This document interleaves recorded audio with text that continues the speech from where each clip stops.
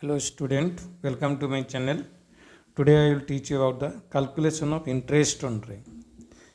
There are two methods for the calculation of interest on drawing. One is average period method, another is product method. So you should know when average period method you will apply, when you will apply product method. So average period method when you will apply means you can easily identify when a specific amount, when a specific amount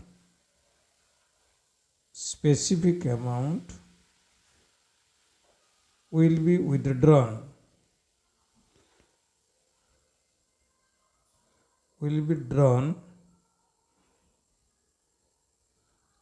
throughout the year.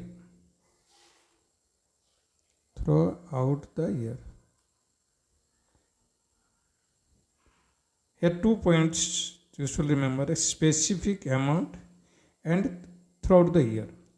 Means generally our accounting period starts from 1st April to 31st March. Clear? So that means in accounting year there are 12 months. Here it is a specific amount. I am writing the name of months. Suppose April, May, June, July, August, September, October, November, December, January, February, March. Means a specific amount. Suppose a partner will withdraw 2000 at the beginning of each month. Beginning means 1st April, 1st May, 1st June, 1st July, 1st August. Every month on 1st day he will withdraw 2000. So amount is also fixed, date is also fixed. In that case we will apply the formula average period method. So what is the formula for calculation of interest on drawing under average period method? Average period method, interest on drawing. Formula is total drawing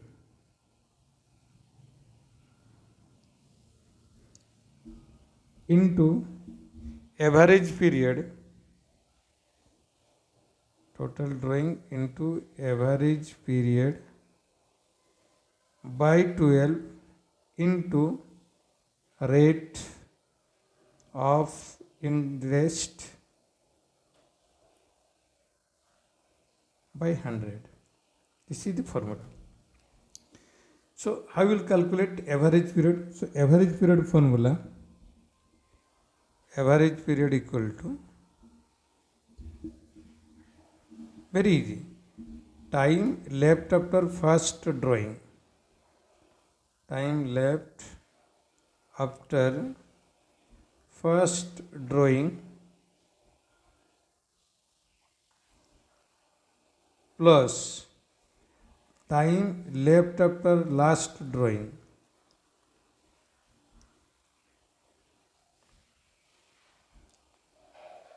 Last drawing by 2. This is that means average period formula. Clear? Time left after first drawing means जो पहली बार draw किया, suppose 1st अप्रैल को draw किया, तो 1st अप्रैल से 31st मार्च जितना महीना रहेगा plus time left after last drawing. Last drawing कब करेगा? 1st मार्च को करेगा, एक महीना रह गया. तो वो दोनों का एवरेज हम लोग निकालेंगे. मीन्स यहाँ से जैसे 1st अप्रैल से ड्रॉ किया तो 1st अप्रैल मीन्स अप्रैल महीना को भी गिनोगे. अप्रैल, मई, जून, जुलाई, अगस्त, सितंबर, अक्टूबर, नवंबर, दिसंबर, जनवरी, फरवरी, मार्च, पूरा 12 महीना. मीन्स 12 प्लस 1 मीन्स 1st मार्च को ड्रॉ करेगा तो 1 मार्च रहेगा, एक महीना, 1/2. ये होता है एवरेज पीरियड का फॉर्मूला. क्लियर? तो इसको दैट मीन्स हम एक एग्जांपल ले करके एक्सप्लेन कर रहे हैं आपको। सपोज हम बोलूँगा एक पार्टनर ड्रॉ किया, a partner draw 2000 at the beginning of each month,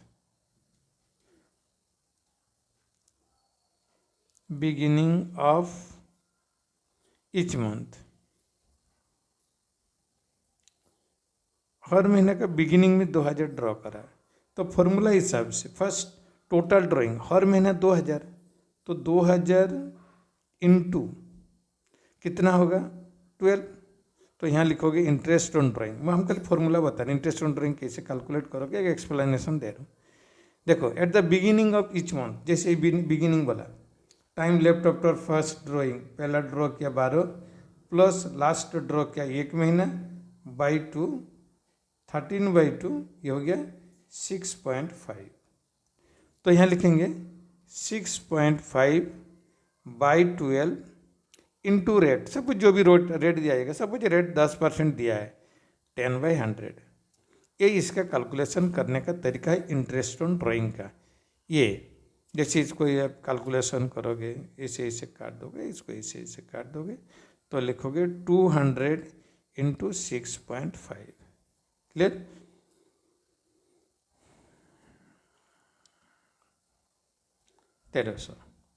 clear means 200 into ये करोगे इतना हो गया, इंटरेस्ट ऑन ड्राइंग कैलकुलेशन हो गया। लेकिन इसका अलग अलग तरीका है, जैसे eight the beginning of each month हो गया। Similarly at the end of each month क्या होगा, एवरेज पीरियड कैसे कैलकुलेट करोगे। For example eight the end of each month,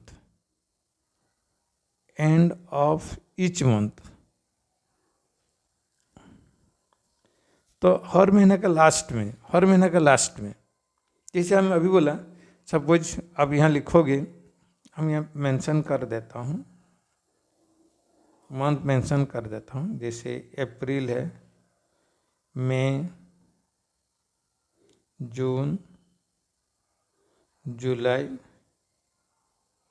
अगस्त, सितंबर, अक्टूबर, नवंबर, दिसंबर, जनवरी, फरवरी, मार्च। ये एट द एंड हर महीने का लास्ट में, जैसे अप्रैल लास्ट को ड्रॉ किया, तो एवरेज पीरियड कैसे होगा। देखो एवरेज पीरियड हम कैलकुलेशन करेंगे। एवरेज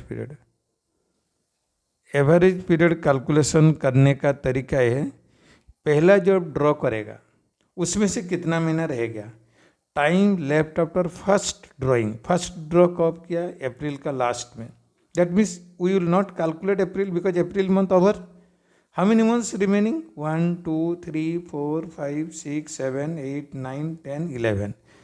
टाइम लेफ्ट आफ्टर पहला ड्रॉ किया, पहला ड्रॉ करने के बाद कितना महीना रह गया, 11 महीना, प्लस लास्ट कब ड्रॉ किया, मार्च लास्ट को ड्रॉ किया, क्योंकि हर महीने का लास्ट में ड्रॉ कर रहा है, तो मार्च लास्ट में ड्रॉ किया तो वहाँ पे है ही नहीं मंथ, तो प्लस 0/2, 11/2 ये कितना हो गया 5.5।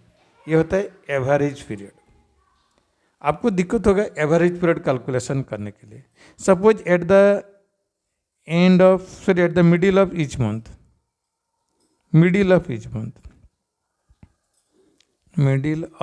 ईच मंथ, हर महीने का मिडिल में ड्रॉ करेगा।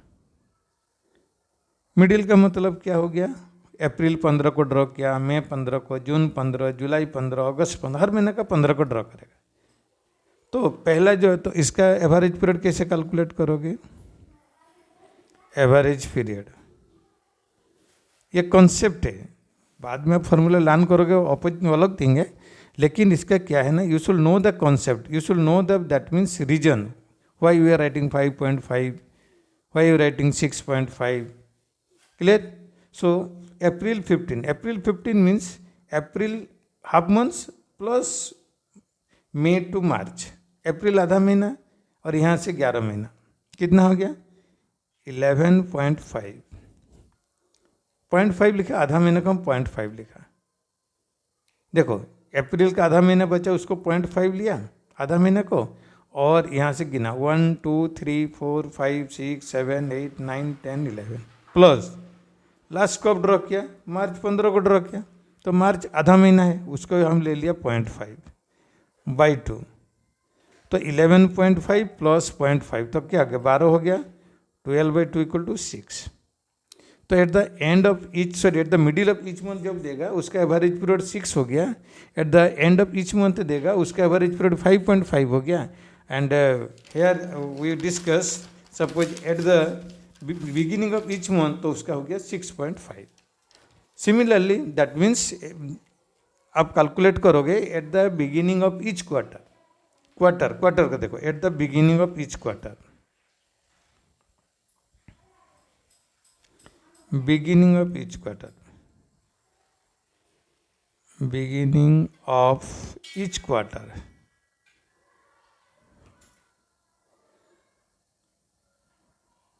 देखो there are 4 quarter in a year. देखो जैसे हम बोला था accounting year start from April May June, ये हो गया एक क्वार्टर हो गया। यहाँ लिखोगे जुलाई अगस्त सितंबर अक्टूबर नवंबर दिसंबर, फिर लिखोगे जनवरी फरवरी मार्च। देखो at the beginning of each quarter, पहला ये हो गया फर्स्ट क्वार्टर, ये फर्स्ट है, ये सेकंड क्वार्टर है, थर्ड है, ये फोर्थ क्वार्टर है। Beginning of each quarter means यहाँ अप्रैल 1 को ड्रॉ किया, फिर जुलाई 1 को ड्रॉ किया, फिर अक्टूबर 1 को ड्रॉ किया, फिर जनवरी 1 को ड्रॉ किया। तो यहाँ एवरेज पीरियड कैसे फाइंड करोगे, इसमें एवरेज पीरियड कैलकुलेशन सपोज करोगे, एवरेज पीरियड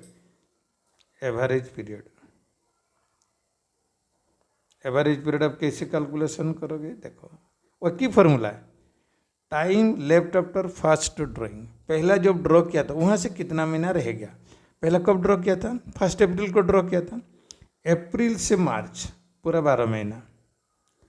फर्स्ट लास्ट कब ड्रॉ किया 1 जनवरी को किया, क्योंकि eight the beginning of each quarter, पहला क्वार्टर को बिगिनिंग हो गया 1 अप्रैल, लास्ट क्वार्टर को बिगिनिंग हो गया 1 जनवरी। तो क्वेश्चन जैसे देगा ऐसे आपको फॉर्मूला पुट करना है, तो इसीलिए हम आपको बेसिक चीज़ बता रहे हैं। फॉर्मूला एक ही है, time left after first drawing, पहला ड्रॉ करने के बाद जितना महीना रहेगा, plus time left after last drawing कब किया जनवरी 1 को किया, देखो जनवरी फरवरी मार्च 3 महीना हो गया, बाई 2 तो 15/2 इक्वल टू हो गया 7.5। सपोज इसी क्वेश्चन में दे देगा at the end of each quarter, suppose बोलेगा at the end of each quarter, सब हम रख दिया क्वार्टर को, at the end of each quarter, हर क्वार्टर का एंड में देखो एड का मतलब हो गया जून लास्ट, सितंबर लास्ट, दिसंबर लास्ट, मार्च लास्ट। तो फॉर्मूला वही है। तो यहाँ कैसे एवरेज पीरियड कैलकुलेशन करोगे, एवरेज पीरियड देखो time left after first drawing, पहला ड्रॉ कब किया था जून लास्ट को किया था, तो जून लास्ट किया था तो जून तो छोड़ दो, बाकी यहाँ से कितना महीने रह गया 1 2 3 4 5 6 7 8 9 प्लस लास्ट कब ड्रॉ किया मार्च लास्ट को किया, महीना बचा ही नहीं है, 9 + 0/2 तो 9/2 इक्वल टू क्या हो गया 4.5 हो गया। देखो at the beginning of each quarter में हम लोग का हो गया 7.5, eight the end of each quarter में हो गया 4.5। Similarly suppose at the middle of each quarter, eight the middle of each quarter, the middle of each quarter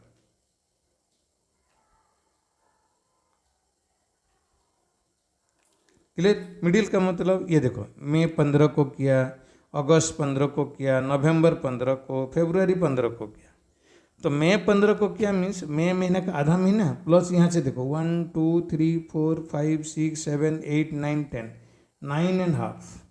9.5 average period कैसे कैलकुलेशन करोगे, देखो first try to understand May 15. So May 15 means May half months.